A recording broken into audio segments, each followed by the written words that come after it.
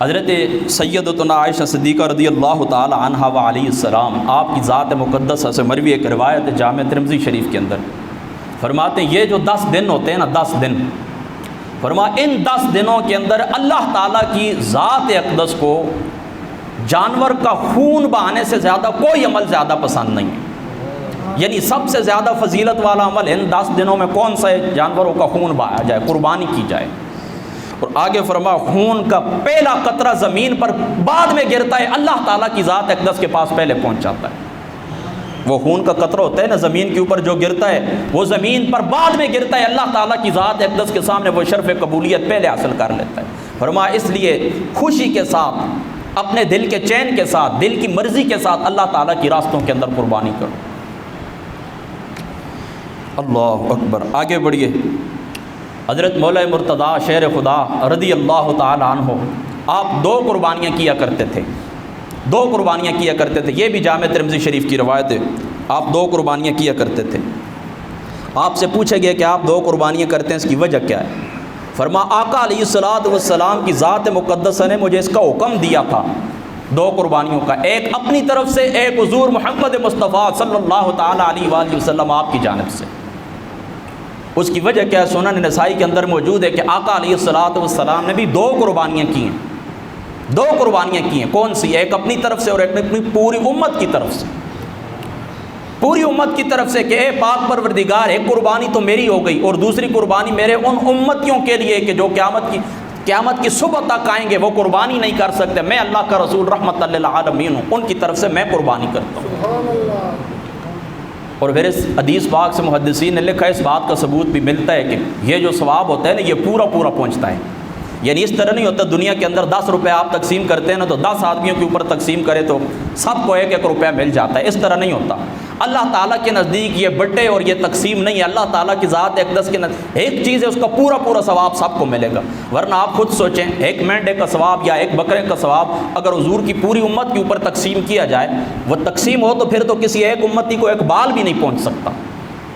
لہذا حضور نے قربانی فرمائی نا پوری امت کی طرف سے، تو وہ جو آقا علیہ السلام نے قربانی فرمائی، وہ پوری قربانی کا ثواب آپ لوگوں کے لیے۔ تو اعلیٰ حضرت فاضل بریلوی رضی اللہ تعالیٰ عنہ آپ نے لکھا ہے ملفوظات کے اندر، فرماتے ہیں اللہ تعالیٰ توفیق دے تو امتی کو بھی چاہیے کہ جس طرح آقا علیہ الصلوۃ والسلام نے تمہاری طرف سے قربانی فرمائی تھی، امتی کو چاہیے کہ وہ بھی اپنے آقا علیہ الصلوۃ والسلام کے نام کے اوپر ایک قربانی کرے۔ لہذا آج بھی میں کئی سید زادوں کو جانتا ہوں، آل رسول کو جانتا ہوں، علماء کو جانتا ہوں، اچھے لوگوں کو جانتا ہوں کہ وہ لوگ اس طرح کرتے ہیں کہ حضور نبی پاک صلی اللہ تعالیٰ علیہ وسلم آپ کے حصے کی الگ قربانی لے کر آتے ہیں، حضور کے اصحاب کی طرف سے الگ لے کر آتے ہیں، حضور کی اہل بیت کی طرف سے الگ لے کر آتے ہیں۔ یہ تو دیکھیں توفیق کی بات ہے، اگر اللہ تعالیٰ توفیق دے آپ کو تو اس حدیث پاک کو سامنے رکھتے ہوئے، آقا علیہ الصلوۃ والسلام کے اس احسان کو، اس عمل کو سامنے رکھتے ہوئے، اگر خدا تعالیٰ توفیق دے تو ایک قربانی اس احسان کو یاد کرتے ہوئے حضور کی جانب سے آپ بھی کیا کریں۔ اللہ اکبر۔ آگے بڑھیے۔ امام شامی صاحب رحمۃ اللہ تعالیٰ علیہ، آپ نے فتاوی شامی کے اندر اس حدیث پاک کو نقل کیا ہے۔ آپ فرماتے ہیں نا کہ آقا علیہ الصلوۃ والسلام نے حکم دیا اپنی بیٹی سیدتنا فاطمہ الزہرا رضی اللہ تعالیٰ عنہا علیہ السلام، آپ کو حکم دیا کہ جاؤ اپنی قربانی کے پاس کھڑے ہو جاؤ، اپنی قربانی کے پاس کھڑے ہو جاؤ۔ اور فرمایا یہ قربانیاں وہ قربانیاں کہ کل قیامت والے دن اللہ تعالیٰ کی ذات اقدس جس وقت نامہ اعمال تولیں گے، میزان کے اندر تمہارے عمل تلیں گے، کیا ہوگا؟ فرماتے یہ جو قربانیاں، ان کا خون بھی تلے گا، ان کا گوشت بھی تلے گا تمہارے نامہ اعمال کے اندر۔ یعنی جو تم قربانی کرتے ہو، خون گرتا ہے، وہ خون بھی سارا اس جانور کا، اور اس کا گوشت بھی اللہ تعالیٰ تمہارے نامہ اعمال کے اندر رکھ کر ان کو کئی گنا وزنی کر کے اللہ تعالیٰ کی ذات اقدس تمہیں عطا فرمائیں گے۔ اور ملا علی قاری صاحب رحمۃ اللہ تعالیٰ علیہ، آپ نے مرقات شریف کے اندر اس حدیث پاک کو نقل کیا۔ آپ فرماتے ہیں، ملا علی قاری صاحب فرماتے ہیں، آقا علیہ الصلوۃ والسلام نے فرمایا کہ کل قیامت والا جس وقت دن ہوگا، لوگ پل صراط کے اوپر آئیں گے، تو اس پل صراط کے اوپر کیا ہوگا؟ پل صراط کے اوپر اس طرح ہوگا کہ آپ لوگ آئیں گے پل صراط کے اوپر گزرنے کے لیے، تو یہ جو قربانیاں تم دنیا کے اندر ذبح کرتے تھے اللہ تعالیٰ کے نام کے اوپر، ان قربانیوں کو اللہ تعالیٰ موٹا اور تازہ کر کے پل صراط کے اوپر بیچ دیں گے، ان کے اوپر سوار کر کے اللہ تعالیٰ کی ذات اقدس تمہیں پل صراط سے پار فرما دیں گے۔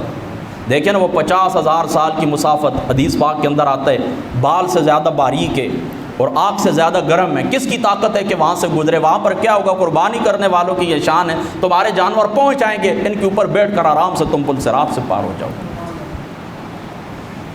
اب دوستو یہ تو چند فضائل تھے قربانی کے، حج کے۔ اب میں آپ کو ایک بات بتاتا ہوں اپنے تجربے کی۔ ایک بات آپ نے بھی یاد رکھنی ہے، ہو سکتا ہے آپ کو پہلے سے معلوم ہو، اگر نہیں معلوم تو آپ اس بات کو یاد رکھیں کہ قربانی جو فرض ہوتی ہے صاحب استطاعت کے اوپر ہی فرض ہوتی ہے، یعنی جس بندے کو اللہ تعالیٰ کی ذات اقدس توفیق عطا فرماتے ہیں وہ صاحب نصاب ہوتا ہے، وہی بندہ قربانی کرتا ہے۔ غریب مسکین آدمی کے اوپر قربانی نہیں ہے۔ اب صاحب استطاعت کون ہوتا ہے؟ جس کے پاس 7.5 تولہ سونا ہو یا 52.5 تولے چاندی ہو، اس کا جو بندہ مالک ہے یا اتنی رقم اس کے پاس موجود ہے تو وہ بندہ زکوٰۃ ادا کرتا ہے، اور جو بندہ زکوٰۃ ادا کرتا ہے وہی بندہ قربانی بھی کرتا ہے۔ اسی طریقے سے وہی بندہ باقی بھی جو فرضی صدقات ہیں وہ ادا کرتا ہے، زکوٰۃ بھی ادا کرتا ہے، باقی جو معاملات ہیں وہ بھی ادا کرتا ہے۔ اب اسی بندے نے قربانی کرنی بھی ہوتی ہے، لیکن ایک فرق آپ نے یاد رکھنا ہے۔ وہ فرق کیا ہے کہ یہ جو زکوٰۃ ادا کرنا ہوتا ہے نا، اس کے لیے یہ شرط ہوتا ہے کہ 7.5 تولے سونا ہو یا 52.5 تولے چاندی ہو، اس کے اوپر ہولان ہول یعنی سال گزرنا بھی شرط ہوتا ہے۔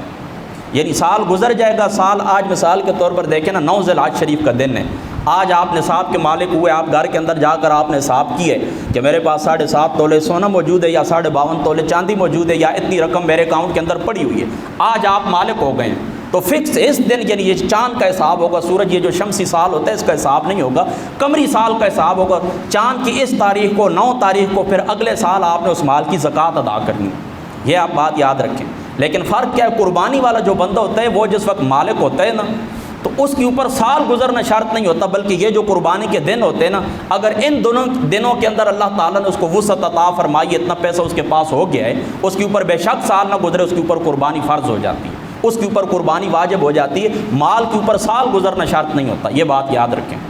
اب دیکھیں قربانی کا وقت کہاں سے شروع ہوتا ہے۔ 10 ذی الحج شریف یعنی اتوار والے دن جس وقت آپ صبح عید کی نماز پڑھیں گے، تو دیہاتوں کے اندر تو عید کی نماز جہاں پر نہیں پڑھی جاتی وہاں پر تو فجر طلوع ہوتی ہے تو لوگ جانور ذبح کر دیتے ہیں، کر سکتے ہیں، ان کو اجازت ہے، لیکن جہاں پر شہروں کے اندر یا یہ جو ہمارے دیہات شہروں کے ساتھ جو ملحق ہو گئے ہیں تو یہ اس طرح یہ اس طرح ہوگا نا کہ یہاں پر اس طرح ہوگا کہ جس وقت عید کی نماز پڑھی جائے گی اس کے بعد قربانی کا آپ کا وقت شروع ہوتا ہے۔ اب 10 ذی الحج شریف، پھر 11 ذی الحج شریف اور 12 ذی الحج شریف یعنی عصر سے یعنی غروب آفتاب سے پہلے یہ 3 دن قربانی کا وقت ہے۔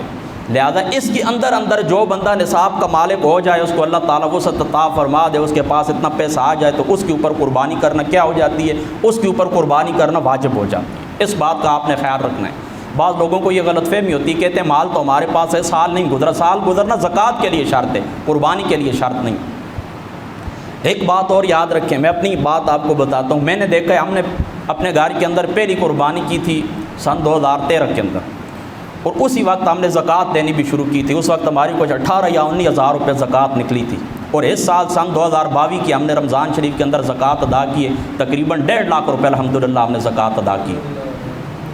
یہ بتائیں کیا ہوتا ہے؟ یہ جس وقت آپ خون بہاتے ہیں نا، اللہ تعالیٰ کی ذات اقدس ڈائریکٹ آپ کے رزق کے اندر اضافہ فرما دیتے ہیں۔ میں نے غریب لوگوں کو دیکھا، اللہ کی قسم، آئے ہمارے علاقے کے اندر اور کرائے کے اندر انہوں نے مکان لیے ہیں، کرائے کہ آپ ہمارے پاس آئیں، آپ کے پاس آئیں، کہتے ہیں جی مکان ہمارے پاس نہیں، آپ کہتے ہیں چلو یار یہ میری بیٹھک ہے، یہ کمرہ ہے، آپ رہ لو۔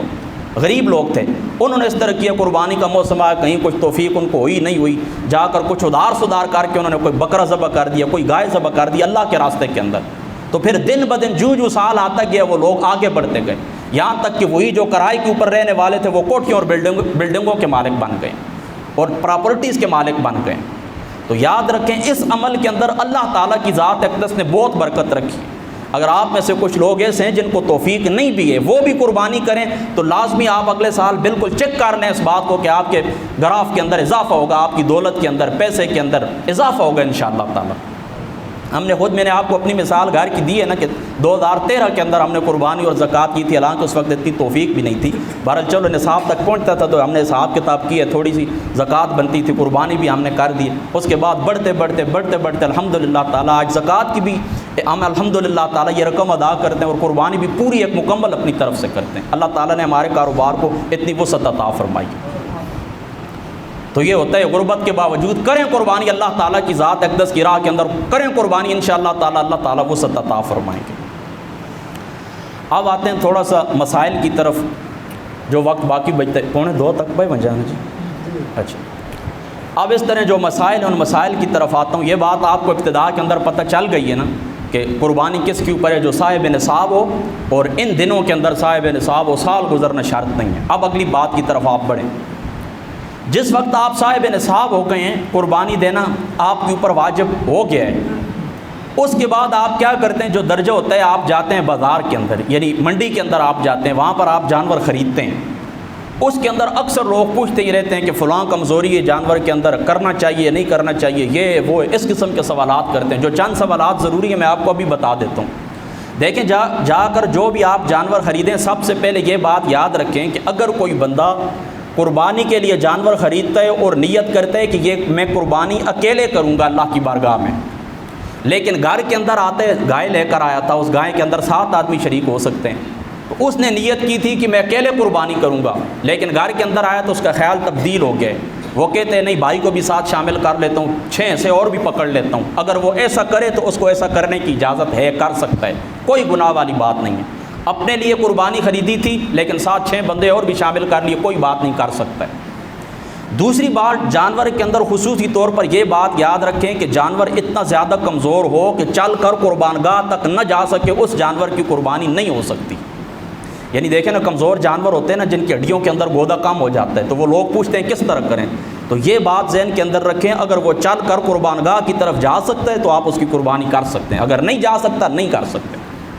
اچھا، بعض لوگ یہ پوچھتے ہیں، دیکھیں جی اتنا کان کٹا ہوا ہے، اتنی فلاں شے کٹی ہوئی ہے، اس باب کے اندر بھی یہ بات یاد رکھیں کہ جانور کے جسم کے جو حصے ہوتے ہیں 1/3 یا اس سے کم معاف ہے، اس سے زیادہ معاف نہیں۔ مثال کے طور پر دیکھیں، جانور کا کان ہے، اس کے 3 حصے کریں، اگر تیسرا حصہ کٹا ہوا ہے، اس سے زیادہ نہیں ہے تو معاف ہے، آپ اس کی قربانی کر دیں۔ لیکن تیسرے حصے سے زیادہ آگے بڑھ گیا ہے، کوئی بھی جسم کا حصہ ہے، چاہے وہ بازو ہیں، چاہے ٹانگیں ہیں، چاہے جو بھی ہے، تیسرے حصے سے زیادہ 1/3 سے اوپر چلا گیا، اس کی قربانی آپ نہیں کر سکتے۔ 1/3 ہے یعنی تیسرے حصے تب بھی اجازت ہے، اگر تیسرے سے کم ہے تب بھی ٹھیک ہے، لیکن 1/3 سے زیادہ ہو گیا، اس کی اجازت آپ کو نہیں۔ عضو اگر اس کا پارٹ آف باڈی جو جسم کے حصے ہوتے ہیں اتنا زیادہ کٹا ہوا یا خراب ہے یا ناکار ہو گیا، اس کی قربانی آپ نہیں کر سکتے۔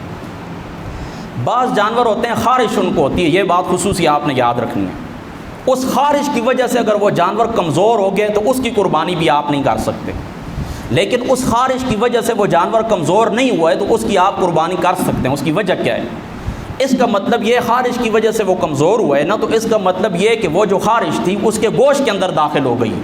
اب جس وقت آپ جانور ذبح کریں گے، خود کھائیں گے، لوگوں کو کھلائیں گے، تو کیا ہوگا؟ وہ جو خارش اس کے گوشت کے اندر چلی گئی تھی، یہ آپ کے لیے مضر صحت ہے، آپ کی صحت کو نقصان دینے والی ہے۔ لیکن وہ جانور کمزور نہیں ہوا تو اس کا مطلب یہ ہے کہ اس کی وہ جو خارش تھی وہ صرف جلد تک پہنچی ہے، گوشت تک نہیں پہنچی ہے، اس لیے کمزور نہیں ہوا۔ اگر گوشت تک چلی جائے تو پھر تو کمزور ہو جاتا ہے۔ لہٰذا اگر وہ خارش کی وجہ سے کمزور نہیں ہوا تو آپ اس جانور کی قربانی بھی کر سکتے ہیں۔ یہ بات آپ سمجھ گئے؟ اب یہ 5 مسائل ہو گئے جو ضروری تھے۔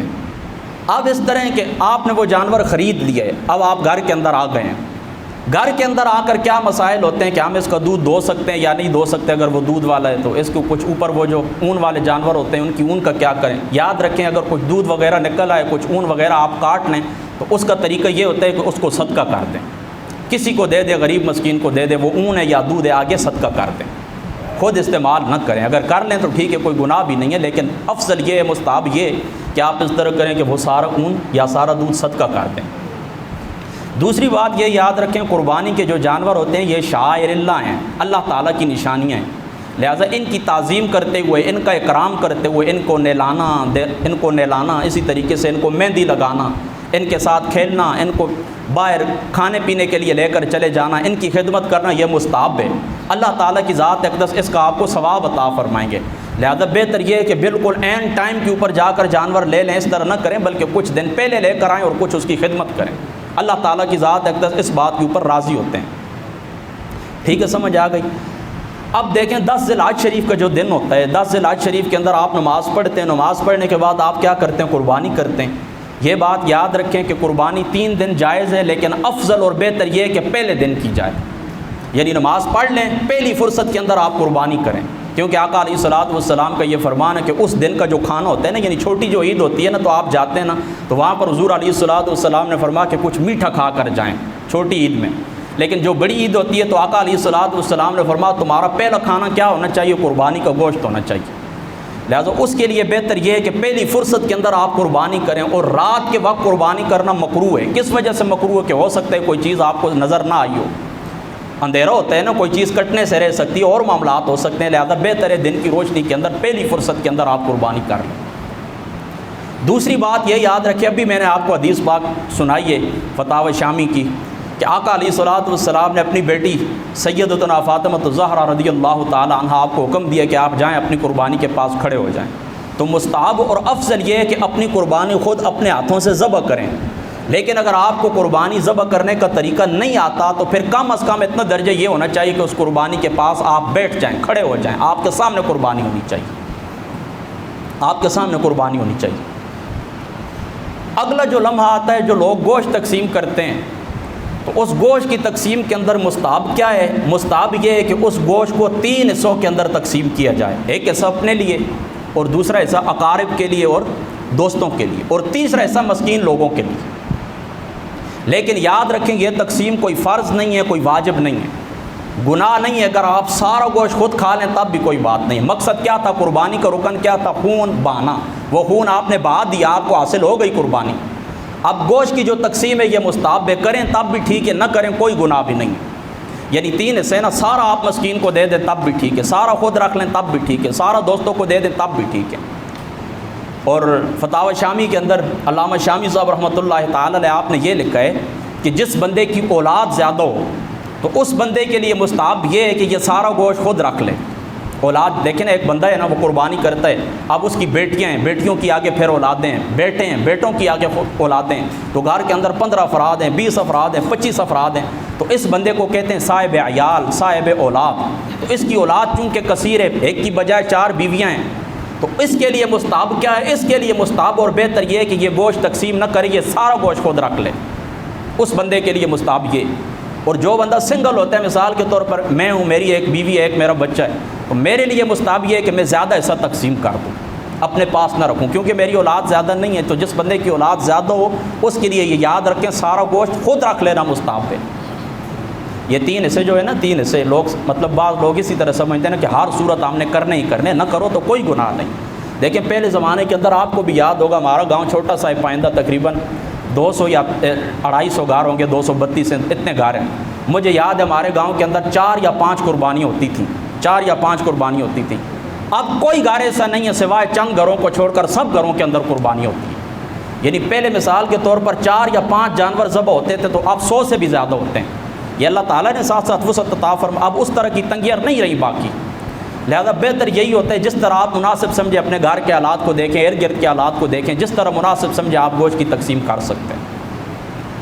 ایک غلطی لوگ کرتے ہیں، وہ یہ کرتے ہیں کہ بعض علاقوں کے اندر میں نے دیکھا ہے کہ جو حصے تقسیم کرتے ہیں تو حصوں کے اندر اس طرح کرتے ہیں کہ گوشت جو تقسیم کرتے ہیں نا تو اٹکل سے تقسیم کرتے ہیں۔ مثال کے طور پر 4 آدمی شریک ہوئے ہیں نا، تو گوشت نکلے من، تو 10-10 کلو سب کے حصے کے اندر آتا ہے، تو وہ اندازے سے کہتے ہیں یہ 10 کلو تقریباً اندازاً یہ ڈیری لگ گئی ہے، یہ آپ لے لیں، یہ 10 کلو آپ لے لیں، یہ 10 کلو آپ لے لیں، یہ اس طرح اٹکل سے کہتے ہیں۔ اس طرح نہیں کرنا چاہیے، کیوں کہ جنس سے جس وقت تبادلہ ہوتا ہے تو کمی بیشی سود کے اندر آتی ہے۔ اب ایک شخص کو 2 بوٹیاں بھی زیادہ چلی گئی ہیں تو یاد رکھیں یہ سود کے اندر آ جائیں گی۔ علامہ صاحب تشریف فرمایا، آپ ان سے پوچھ لیں، یہ سود کے اندر آ جائیں گی۔ لہذا سب سے پہلا طریقہ تو یہ ہے کہ آپ اس کو تولیں۔ اگر آپ کے پاس کوئی کانٹا وغیرہ نہیں ہے، نہیں تول سکتے ہیں، تو اس کا ایک طریقہ ہوتا ہے، اس گوشت کے اوپر کوئی چیز آپ پھیلا دیں، کھانے کی کوئی چیز پھیلا دیں، تو وہ جنس غیر جنس کی طرف تبدیل ہو جاتی ہے۔ اب جو کمی بیشی کسی کو گوشت زیادہ چلا گیا، کم چلا گیا، تو وہ چلو باقی جو دوسری چیز ہے اس کے بدلے میں چلا جائے گا۔ مثال کے طور پر دیکھیں، گوشت کے سامنے سے آپ نے کیے نا، اس کے اوپر آپ نے سیب پھینک دیے، اب 10 یا 12 سیب، 2 کلو سیب ہی بنتے ہیں، تو اب جس وقت یہ اس طرح کرتے ہیں نا، لے کر چلے جاتے ہیں، تو کسی کو 2 بوٹیاں 4 بوٹیاں زیادہ بھی چلی گئی ہیں نا، تو وہ سیب کے بدلے کے اندر ہو جائیں گی، اور سیب اور گوشت الگ الگ جنس ہے۔ لہٰذا جس وقت جنس تبدیل ہو جائے تو سود والا معاملہ ختم ہو جاتا ہے۔ لہٰذا کچھ اوپر انار کے دانے پھینک دیں، کچھ بھی طریقہ کریں اگر تولنا نہیں آتا یا نہیں کر سکتے، ورنہ بہتر یہی کہ کانٹا اپنے پاس رکھیں، بالکل کریکٹ تول کر تقسیم کریں۔ باقی اس طرح ایک بڑے جو جانور ہے اس کے اندر کتنے آدمی شریک ہو سکتے ہیں، ساتھ یہ آپ جانتے ہیں۔ اور 2 بھی شریک، 7 سے نیچے نیچے جہاں پر جتنے آدمی آئیں آپ ہو سکتے ہیں، 4 شریک ہو سکتے ہیں، لیکن بہتر پتہ ہے کیا ہوتا ہے، اگر ایک جانور کے اندر 2 آدمی شریک ہیں نا تو بہتر یہ ہے کہ ایک بندہ 4 حصے لے لے اور دوسرا بندہ 3 حصے لے لے، بس یہ بہتر ہے۔ ورنہ نصف بھی ٹھیک ہے، اس جانور کے اندر ہم 2 آدمی شریک ہیں، 3 آدمی شریک ہیں، 6 تک جا سکتے ہیں، 7 تک جا سکتے ہیں، 7 سے اوپر نہیں جا سکتے۔ اور اگر آپ اس طرح کریں کہ 6 آدمی شریک ہیں تو ایک آدمی دوسرا حصہ خرید لے، کوئی بات بھی نہیں تو سب کے اوپر تقسیم کر لیں، یہ بھی ٹھیک ہے، نادر الروایہ کے قول یہ، لیکن ٹھیک ہے، کوئی بات بھی نہیں۔ تو یہ قربانی کے ضروری مسائل تھے۔ اب کوئی سوال میرے تو ذہن کے اندر جو کچھ تھا میں نے آپ کو بتا دیے، جو ضروری مسائل تھے، کوئی بات آپ نے پوچھنی ہے تو آپ پوچھ لیں، کوئی سوال آپ کے ذہن کے اندر ہو تو۔ ہاں ڈرے نہیں، کوئی میرا 7 سال ہو گئے فتویٰ لکھتے ہوئے، کوئی پریشانی مجھے نہیں ہوتی کہ کوئی کہاں سے کس طرح سوال کرے گا، کریں۔